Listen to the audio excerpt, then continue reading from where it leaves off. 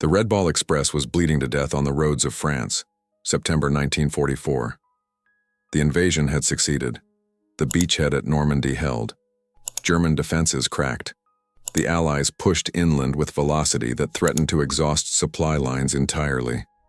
Trucks, endless convoys of trucks stretched across the French countryside like arteries, carrying ammunition and fuel and food and the material substance of an advancing war. 3,000 vehicles a day thundered across roads. Drivers worked around the clock, 12 hours on, 4 hours off, then back on the road again, their eyes burning, their hands blistered, their minds slowly fracturing under the weight of responsibility. If supplies did not arrive, if ammunition ran dry, if fuel tanks emptied, the entire advance would grind to a halt. Germans would consolidate defenses. The route would become stalemate. The organization was called the Red Ball Express, a name that sounded glamorous but which meant nothing except logistics and velocity, and the absolute necessity of moving material from ports through the chaos of the French interior to front lines where fighting happened. Young men, 75% of them African American in an army still segregated by race, drove these trucks. They drove vehicles overloaded, underfueled, poorly maintained, constantly targeted by German Luftwaffe fighters diving from the sky. They drove through roads clogged with other convoys, with military traffic, with refugees fleeing fighting. They drove without sleep, without rest, often without hope they would reach their destination alive. James D. Ruckert was 19 years old when he joined the Red Ball Express.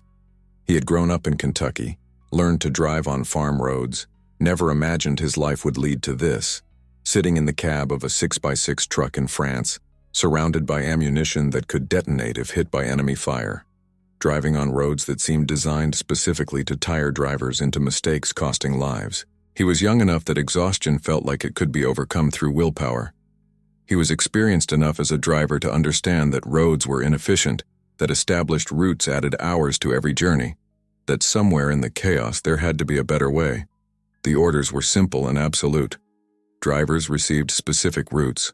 Drivers were forbidden from deviating. Drivers who violated orders faced court-martial, imprisonment, discharge from the army. The reason for strictness was obvious. If every driver decided independently which road to take, the entire system would collapse into chaos. Convoys had to coordinate. Routes had to be established. Order had to be maintained or everything fell apart.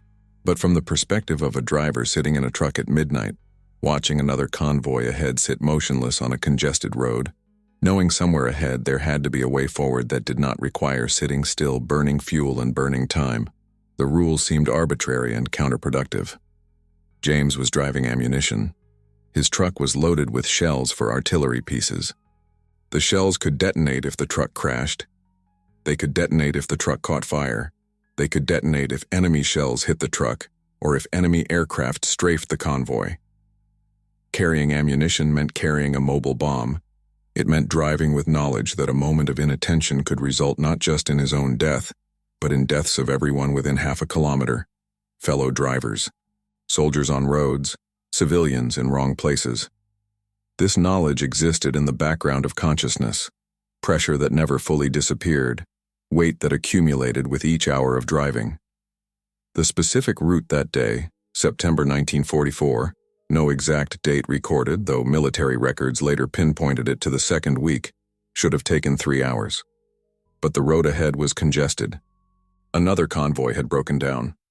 Military police had set up a checkpoint, checking every vehicle for proper papers, fuel allocations, violations of the increasingly Byzantine regulations that had accumulated around logistics. James watched the line ahead grow longer. He watched the clock. He knew that delays on the road meant delays at the front, meant artillery crews without ammunition, meant soldiers unable to push forward. And then James made a decision that was technically a violation of orders, but which he understood, in some intuitive way, was necessary.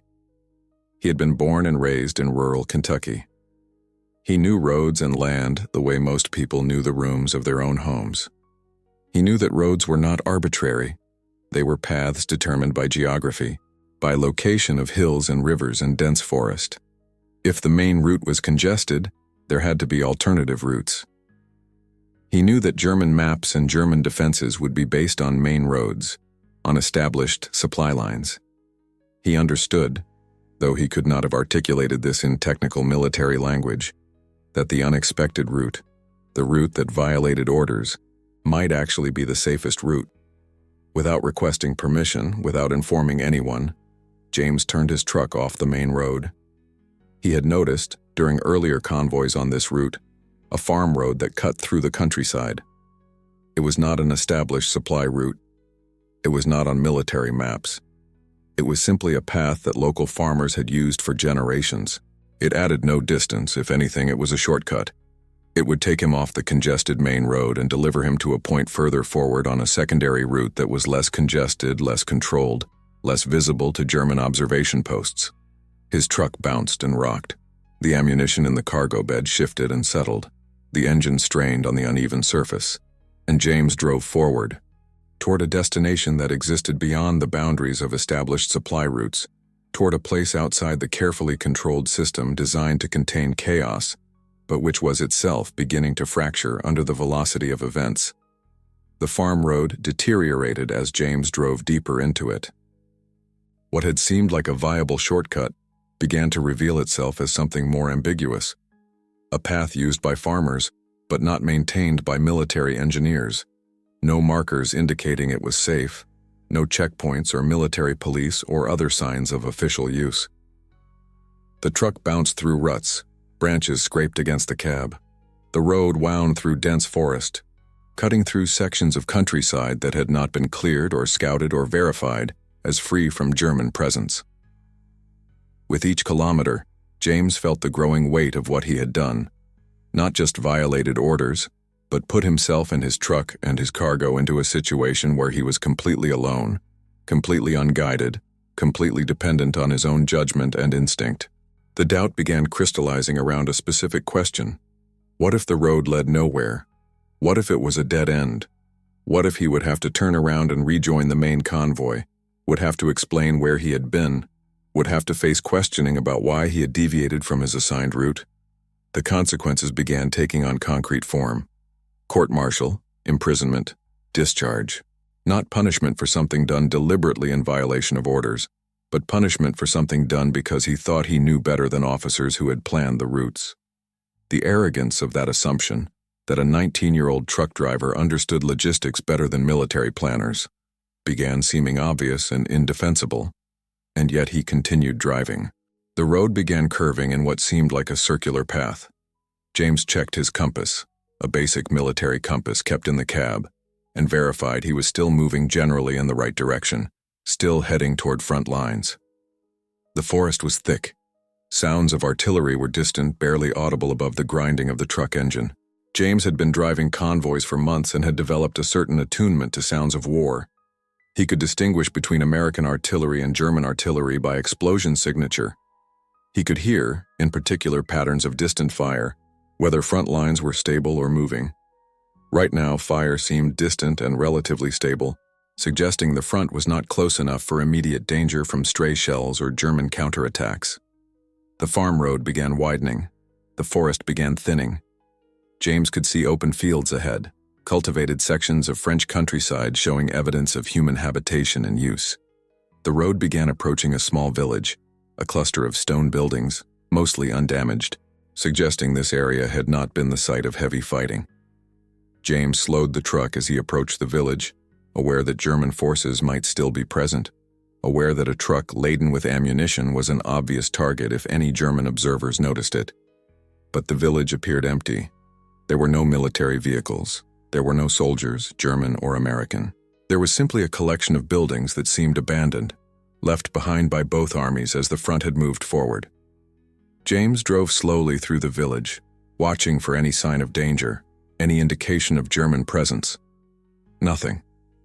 The village was simply empty, suspended in a moment of peace between the chaos that had passed and the chaos approaching. As James emerged from the village on the far side, the landscape began opening up. He could see roads in the distance, proper military roads, marked and maintained, with signs indicating their designation and destination. And as he approached these roads, he saw evidence of military presence. American vehicles parked in organized rows, soldiers moving about with purpose, the infrastructure of an advancing army taking control of territory. He had made it. The farm road had led somewhere. The shortcut had actually been a shortcut. The violation of orders had actually resulted in arriving ahead of the established convoy. James pulled his truck into a parking area where other ammunition trucks were being organized for distribution to forward positions. A sergeant approached him, making note of his truck number and checking his manifest. The sergeant did not ask where James had come from or why he was ahead of the main convoy. The sergeant simply noted the time of arrival and directed James to a supply depot where the ammunition was being unloaded and organized for distribution to artillery positions. It was only after the ammunition had been unloaded, after James had turned the empty truck around to return to the supply depot for another load, that he heard what had happened. Another driver, someone he knew from previous convoys, told him about the ambush. German forces had attacked the main convoy about 30 minutes after James had left the main road. The ambush had been brutal. Several trucks had been hit, drivers had been killed, ammunition had been destroyed, but the damage had been limited by the fact that the convoy had been spread out due to congestion on the main road, spread out due to the checkpoint and traffic jam. If the convoy had been more tightly organized, if more trucks had been concentrated in the kill zone, the damage would have been catastrophic. An entire battalion depending on that ammunition would have been left without supplies at a critical moment in the advance. The story of the ambush spread through the Red Ball Express like fire through dry grass. Drivers talked during brief rest periods. Officers discussed it during briefings, and the story began taking on particular significance. If James Ruckart had not been so stubborn, if he had not violated orders and taken the farm road shortcut, he might have been in the kill zone when the ambush occurred. His truck, laden with ammunition, might have been destroyed. Another driver might have been killed. Another load of ammunition might have been lost. 3 days after the ambush on the main road, Colonel Harrison summoned James to headquarters. The summons was not phrased as casual request. It came through the chain of command with enough formality to suggest that James was either about to be severely reprimanded or about to be honored. The possibility of court-martial seemed very real. James spent the intervening hours trying to prepare a defense, trying to articulate why he had violated orders, trying to explain that his decision had been based on intuitive knowledge about roads and geography that he had not known he possessed until the moment he was driving the truck. Colonel Harrison's office was sparse. A desk, a map of France, photographs of convoys and supply routes. Harrison himself was a man in his 50s, with gray hair and the bearing of someone who had served in previous wars and had developed a certain pragmatism about the necessity of orders and the occasional necessity of violating orders in pursuit of larger objectives. Harrison did not begin with criticism.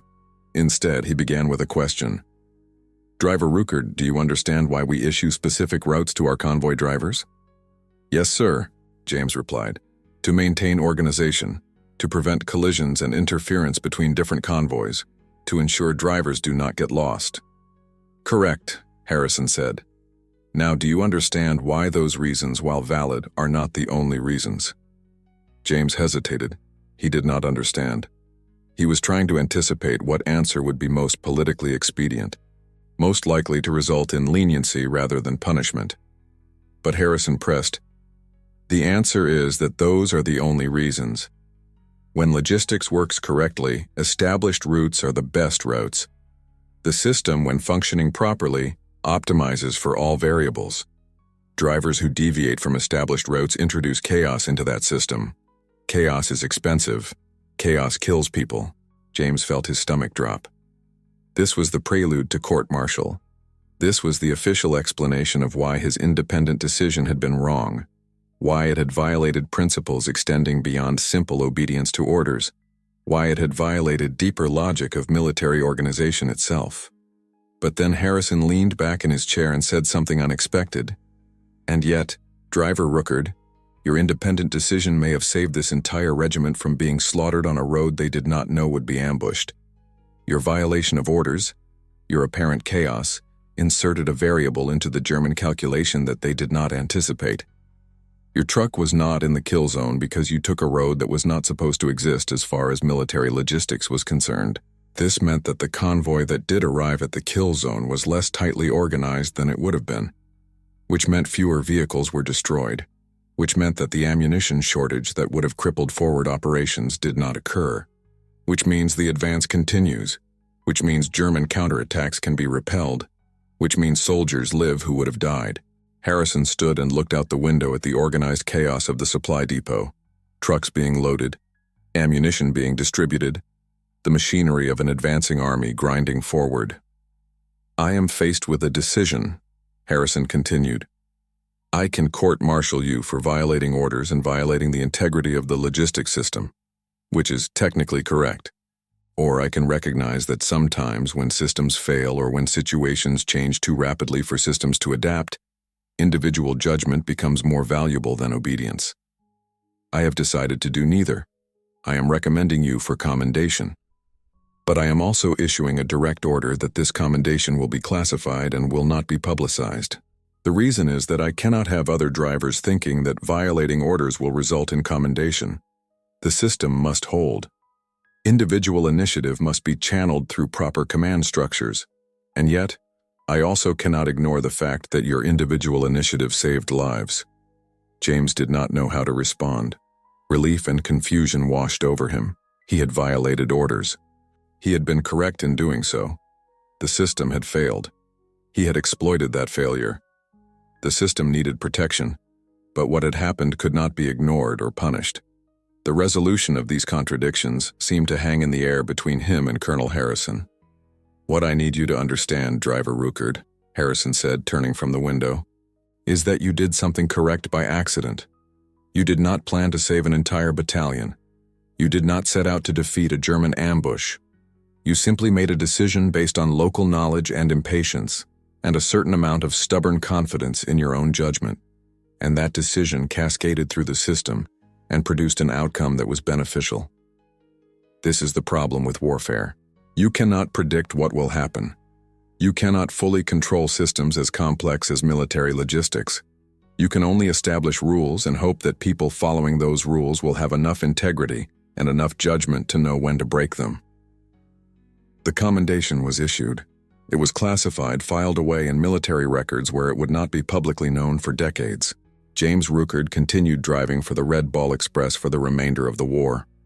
3 kilometers down the main road from where James had taken his shortcut, the ambush had been positioned with care and precision. German observers had watched the congestion building throughout the morning. They had observed the checkpoint, the delays, the way the convoy was becoming more tightly clustered. They had calculated the moment when the convoy would reach their position, when it would be most disorganized and most vulnerable. They had positioned their forces, perhaps 50 soldiers armed with rifles and machine guns, supported by anti-tank guns positioned in the woods on either side of the road, prepared to deliver a devastating blow at exactly the moment when the American convoy was most vulnerable. The battalion that was receiving supplies from this convoy, a regiment of infantry positioned about 15 kilometers forward of the supply depot, had been warned that ammunition might be delayed. The regimental commander had begun planning contingencies for a situation in which forward positions might operate at reduced ammunition levels. Artillery shells would be rationed, mortar rounds would be held in reserve, machine gun ammunition would be carefully managed. This rationing was not optimal for military operations. It meant that positions could not call in supporting fire with frequency and intensity they might otherwise. It meant defensive reactions to German counterattacks would be less violent. It meant the battalion would operate at reduced capability. The ambush occurred at 14:30 hours. An American truck at the forward position of the convoy hit an anti-tank mine. Automatic weapons fire opened from the woods. The convoy scattered. Drivers attempting to return fire, attempting to maneuver vehicles off the road, attempting to execute the training they had received for exactly this situation. It was chaotic. It was violent. It was the kind of ambush that had been practiced and refined over months of similar attacks against Red Ball Express convoys. But the ambush was less effective than it might have been. The convoy was somewhat more dispersed than expected because of delays on the main road. Fewer vehicles were concentrated in the kill zone. German forces, while they damaged several trucks and killed or wounded several drivers, were not able to inflict the kind of catastrophic damage they had planned. Artillery fire from American positions began arriving within minutes. Counterfire called in by officers who had reacted to the ambush with appropriate speed and aggression. German forces, faced with concentrated American artillery, were forced to break off their attack and withdraw into the forest. The ambush lasted perhaps 20 minutes. The damage was significant, but not devastating. When the convoy finally reached forward positions, it was discovered that approximately 70% of the ammunition that had been planned for that day had arrived safely. In a normal supply situation, this would be considered a near disaster, a 25 to 30% loss of supplies to enemy action. But in the context of the war, in the context of the advances American forces were making, in the context of the forward momentum depending on ammunition arriving on schedule, 70% was sufficient. It was barely sufficient, but sufficient. The battalion under the regimental commander received its ammunition.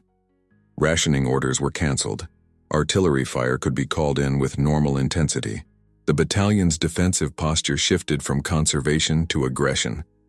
And when, later that night, German forces launched a counterattack against American positions, an attempt to blunt the forward American advance, the battalion was able to respond with the kind of violent firepower that turned back the German attack.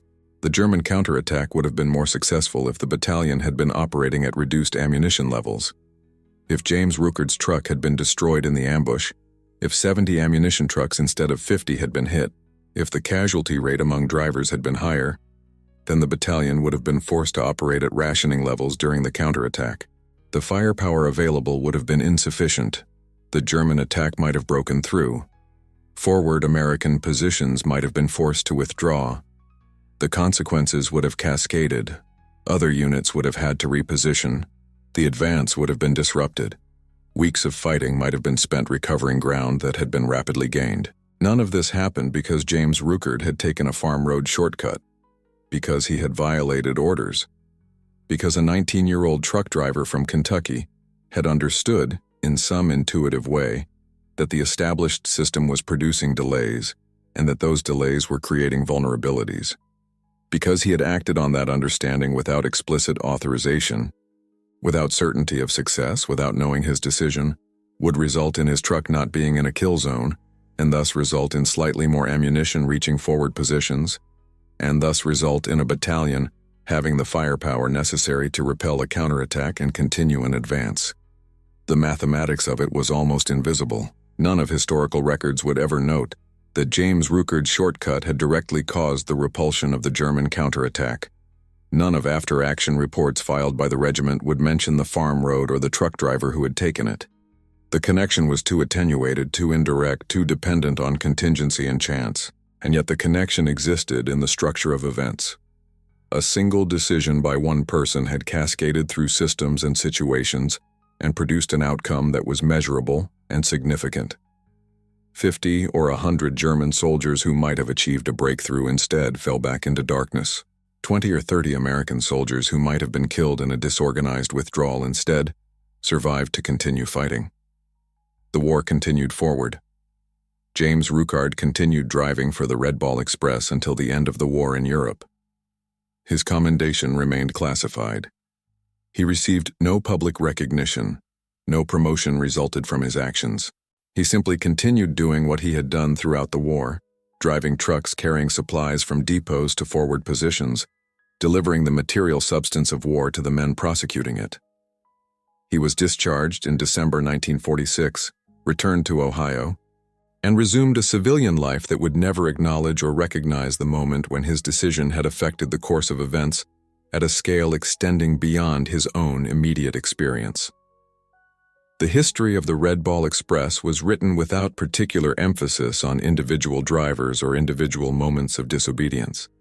The history focused on logistics, on the efficiency of the system, on the remarkable achievement of moving supplies across France at the rate necessary to sustain an advancing army. The role of individual judgment, the way the system depended on people willing to occasionally violate the system in service of the system's larger purposes, was not emphasized. It was too complicated. It was too contradictory. It was too difficult to systematize into principles that could be taught or codified. But the incident of James Ruckard's shortcut and the ambush it had avoided became part of military folklore. It was told in officers' training programs as an example of why rigid adherence to protocol could be dangerous. It was cited in lectures on logistics as an example of why systems needed to incorporate flexibility. It was discussed in conversations between military veterans as an example of how individual decisions could have consequences extending far beyond the decision itself. And yet James Ruckert himself largely remained unknown. The story existed. The driver did not achieve public recognition. The consequence, the battalion that was supplied, the counterattack that was repelled, the soldiers who lived, these things were abstract and distant from the specific moment of decision. The Red Ball Express itself operated for 82 days, from August 25 through November 16, 1944. During that time, nearly 6,000 trucks moved over 400,000 tons of supplies across France. The drivers, 75% of them African American, worked around the clock in conditions of extreme danger and extreme fatigue. Eisenhower himself would later praise their efforts, but individual recognition remained elusive. The system received credit. The organization received credit. The logistics operation received credit. The men who drove the trucks received medals and commendations, but they largely faded back into anonymity as the war ended, and the nation moved forward into peace. James Ruckert lived to a great age. He survived the war. He survived the peace. He lived through the decades of Cold War and then the decades after. He gave occasional interviews to historians interested in the Red Ball Express. He spoke about the fear he had felt, about the sight of dead bodies and dead horses on the highways after German bombs had dropped, about the desperate hunger to complete missions and get back to the supply depot for another load. He spoke about driving by instinct at night when blackout conditions prevented him from seeing the road. He spoke about the trucks that broke down and had to be fixed on the side of the road while enemy fire was nearby. But he rarely spoke about the shortcut. It seemed too specific, too personal, too connected to a single moment that might be dismissed as luck, rather than recognized as the consequence of understanding the system well enough to know when to violate it. The story remained in military archives, in classified files that would eventually be declassified, available to researchers interested in the logistics of World War II, but not widely known to the general public. By the time the commendation was declassified, decades had passed. James Ruckert was no longer alive to receive recognition. The war was ancient history to new generations.